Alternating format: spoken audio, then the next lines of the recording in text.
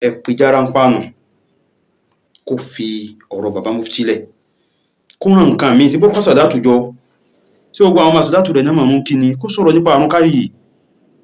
Bó ṣe jẹ́ pẹ́nu rẹ̀ ò ní lọ geere ńbẹ̀ nígbà tí ètí sọ̀rọ̀ à ń jajá, à ń jẹ ẹlẹ́dẹ̀, bó ṣe jẹ́ pé kò lè rálàyé yẹn gbé kalẹ̀ fún wọn, kó bẹ̀rẹ̀ díẹ̀díẹ̀ yóò padà máa la.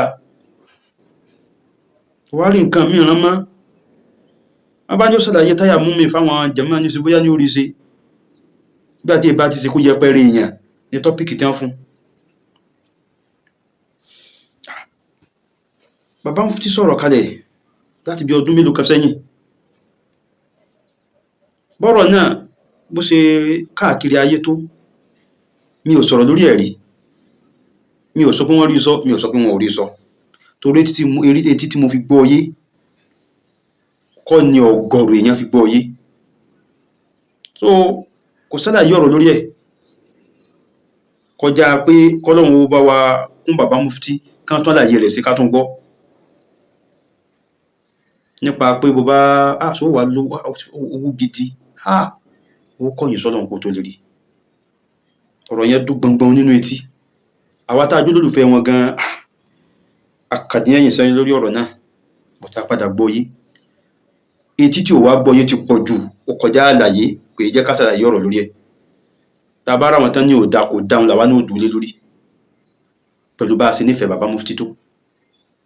Tá a bá sì ráwọn tó sọ pé ibi tí wọ́n ń wíre àǹtọ́ nígbà tí ò wá yáwọn èèyàn yìí ń kọ́. Ẹ lè bá nu fídíò mi bí mo ti sọ̀rọ̀ lórí ẹ̀ pé ó dáa bí ò dáa.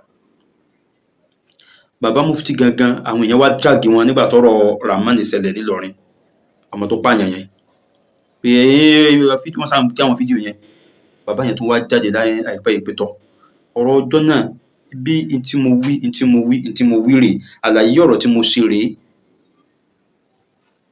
Mo bá tún rí fídíò Járáńpàánù lẹ́ni tí ó sì tún bá wọn dráàgì ẹ̀.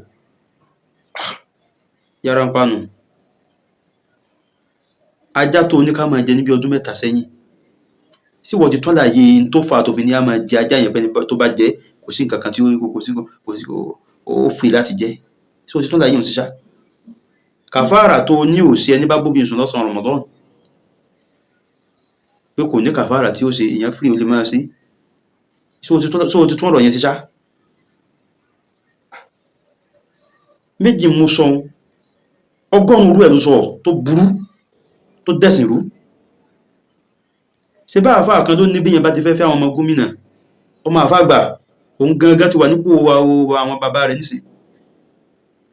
Kí ló tó dráàgì òun tó ní bí yẹn bá ti fẹ́ àwọn ọmọ gómìnà kọ́kọ́ sàsí wọn? Sọ̀rọ̀ gidi ni. Ẹni tí sàn wọ ọkọ̀ sáfẹ́ ìyẹpẹrẹ kan, ó fẹ́ tápù kìkì, tápù orúkọ látara rẹ̀ kan wádà ẹjọ́ dráàgì ẹ̀ ló wá mójútó kankan. Ṣé báwọn ṣe ti gbìyànjú wọ́n ti sọ pé ètí mo mí nìrè o, kìí tẹ́ gbọ́ yíyọ, kìí tẹ́ gbọ́ yí lọ́hun. Ẹ má jà máa tú ọ̀rọ̀ kalẹ̀ dákun, ẹ pé Járáńpàánù kí àfáà sọ̀rọ̀ kalẹ̀ káwọn èèyàn ó sì gbọ́, oníkọ́ ló bẹ̀rẹ̀. Tàbí wá sí pé kíw náà ni ò wá yíyọ, ó dá wá kíw díẹ̀ jẹ́ kí n kọ́ ní kíw díẹ̀ dára.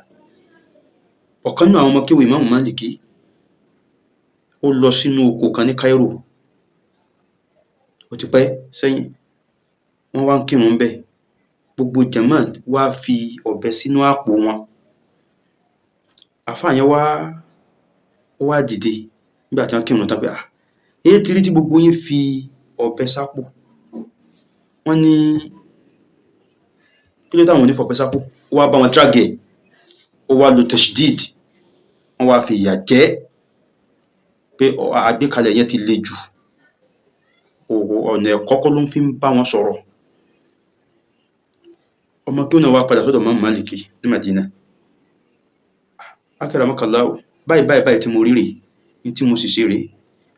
Imam Málìkì ní bẹ́ẹ̀ ni. Ní tó ṣẹlẹ̀ ńbẹ̀ ni wípé ó mọ kí ó lóòótọ́, ní tó sì fẹ́ wí yí ọ, ṣùgbọ́n ò ní uslubu da'wa, ìlànà tá a gbà gbé dáwà kalẹ̀ tí fi yé ni ò ní. Ó wàá padà síbẹ̀, wọ́n lọ ṣe báyìí. Nígbà wá dé ìlú náà padà, salamu alaikum, alaikum salam. Ó tún dé ó wá lo method tí ìmáàmù fún yẹn. Wọ́n wá ní bóò láti ní kírun pẹ̀lú ọ̀bẹ. Ṣé bí Ànábì sallallahu alaihi wasallam náà ló ní a máa kírun pẹ̀lú ọ̀bẹ ló bá gbádìsì jáde fún. Àdìsí ń wá lọ báyìí pé idha sami'tumul iqama, tẹ́ ẹ bá ti gbọ́ tí wọ́n ṣe iqama famshu ila salati, ẹ tètè lọ kírun. Wa alaykum bis sakina. Sakina yẹn tàdáwà tí wọ́n máa fi ń kọ kí ó níjọ́un, ó kán síbi tákàdá táwọn fi ń wò, ó wá wọ́ sakina ìfarabalẹ̀, ó wá wọ́ ní kẹsrọ̀.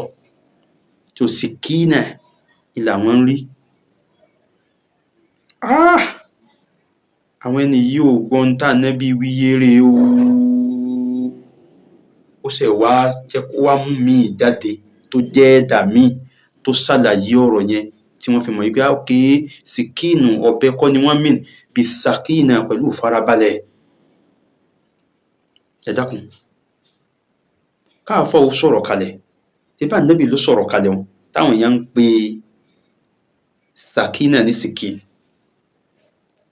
Láàyè mí nínú Al-Qur'an, Ọlọ́run bá ní fa idha laqitumul ladhina kafaru fadriba riqab, tẹ́ bá ti pàdé àwọn kèfèrí ẹ bẹ́ orí wọn. Wa idha askhantumuhum fashuddul wadhaqa, àyà yẹn lọ bẹ́ẹ̀, ẹ bẹ́ orí wọn. Ẹ̀yin náà ẹ gbọ́ àyà yẹn. Ẹni tí ò gbẹ́sìn yé wo, tí èsì mùsùlùmí wò lẹ́ ka àyà ń fún, tí ó sì gbọ́ yé pé kí l'Ọlọ́run wí ń bí, bẹ́ẹ̀ bá ti pàdé kèfèrí kẹ́ bẹ́ lórí. Èyí ó kọ́ ìmọ̀ dé àyè kan ní ó fi mọ̀ wípé àwọn àyà kan bẹ àsìkò tí Ànábì ń jagun lọ́wọ́ tí ń pèpè sẹ́sìn lọ́wọ́ òun láàyà yẹn ń ṣiṣẹ́, but kò gbọ́dọ̀ yọ kúrò nínú Al-Qur'an ó dìbò. Ẹni bá kí ó jinú ní ó mọ̀ páyà míì ti dé tọ́lọ́run ti sọ yí pé la ikraha fid-din, kò sí tipátipá nínú ẹ̀sìn. Tí bọ́lọ̀ ló sọ fadriba riqab kó tó wá mú àyà míì wá wípé òkè la ikraha fid-din.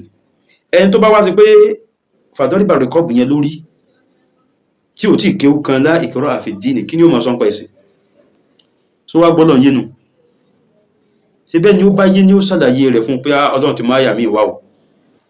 Bàbá Mufti ló sọ̀rọ̀ ti jọ́sí, ayé ò sì gbọ́ yé nu. Eléyìí tí wọ́n wá ṣe tán fi ṣàlàyé pé ní táwọn ń wí rèé ní tó bí ẹlẹ́kẹta àbí ẹlẹ́kẹrin tí ń ti ń gbọ́ lẹ́nu wọn pé ní tí mo wí rèé kì í ṣe ń tẹ́ wí yìí. Yára ń pàánù, ẹ̀yin tẹ́ bá mọ̀ ẹ sọ fún. Sẹ́rí tí ń báyìí tún rí another video tí fi ń drag Bàbá Mufti lẹ́ni tó fẹ́ fi gbé wọn ṣubú, màá drag ẹ̀ ní ọ̀nà tí yóò gbà dùn gbogbo ẹ̀yin tẹ́ ẹjọ́ lólùfẹ́ yẹn rẹ o. Ọ̀rọ̀ tí ó jáde yóò dùnnú etí ẹ̀ o. Assalamu alaikum warahmatullahi wabarakatuh.